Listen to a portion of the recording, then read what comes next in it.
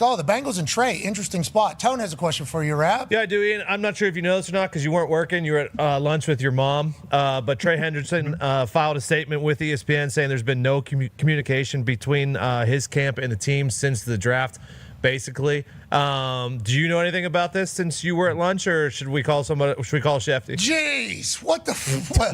You did not deserve that, Rap. Thank you for taking time out of your Monday. Jeez, Louise. He knows I'm kidding. You can call any other reporter you would like, but I'm happy you're talking to me. No, we are lucky you are here. Sorry about that. He knows I'm kidding. With that being said, Schefter did break that here since we've been live, so that is. I think that was maybe submitted, but nonetheless, it says statement to ESPN. Trey Hendrickson doesn't do that a lot, right? That's why him coming on our show to say anything is like, I think was a kind of a different ordeal than ever before. That's not like his style. He doesn't love that type of thing. J.J. Watt has responded to Schefter's tweet and basically, okay, and we'll get it done early.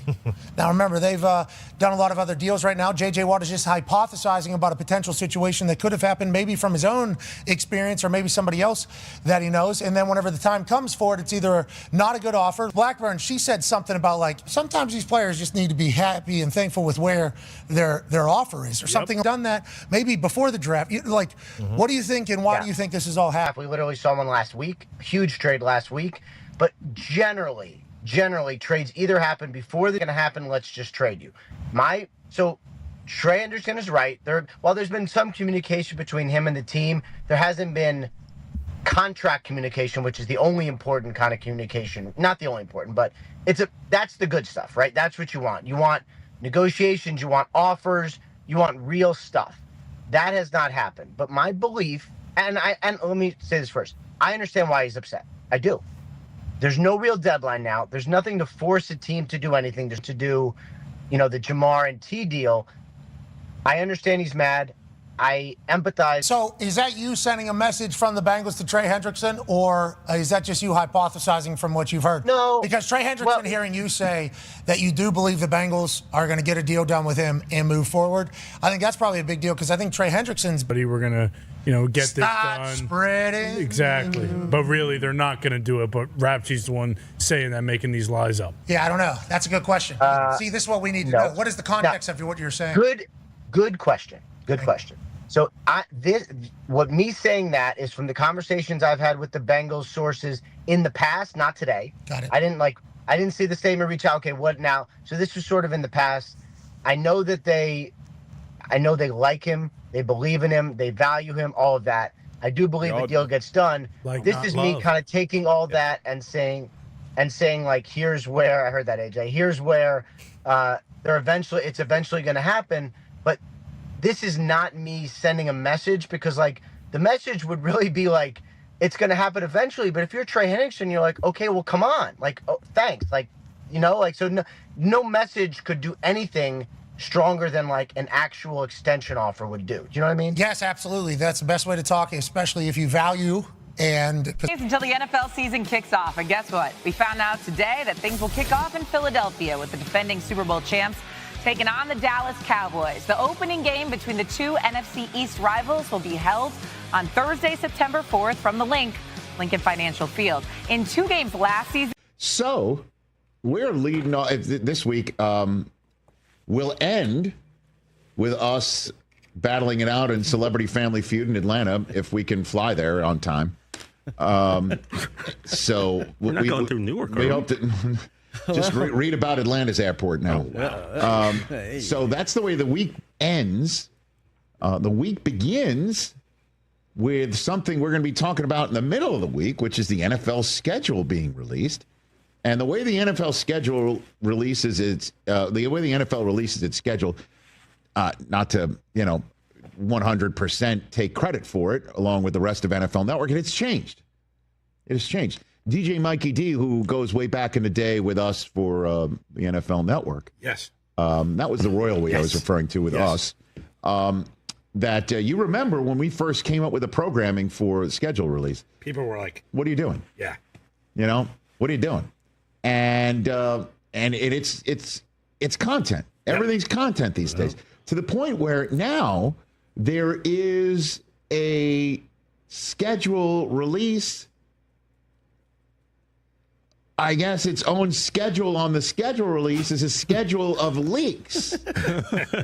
There's a schedule leaks release and then a schedule release where each partner of the National Football League gets their opportunity on their morning shows or other shows of their choices to announce a key portion of the schedule. And today, NBC, in also announcing Michael Jordan being part of the NBA on NBC schedule as the NBA is going back to NBC.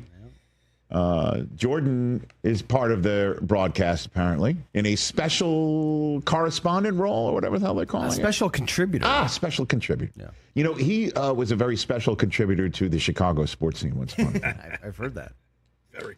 And pretty much every single one of his big games was on NBC. But anyway, in this particular situation, contributing to me and Brockman having less money in our bank accounts. Maybe so. For We've been years. contributing to him. He was a special contributor to my malaise watching Knicks games for a very long time.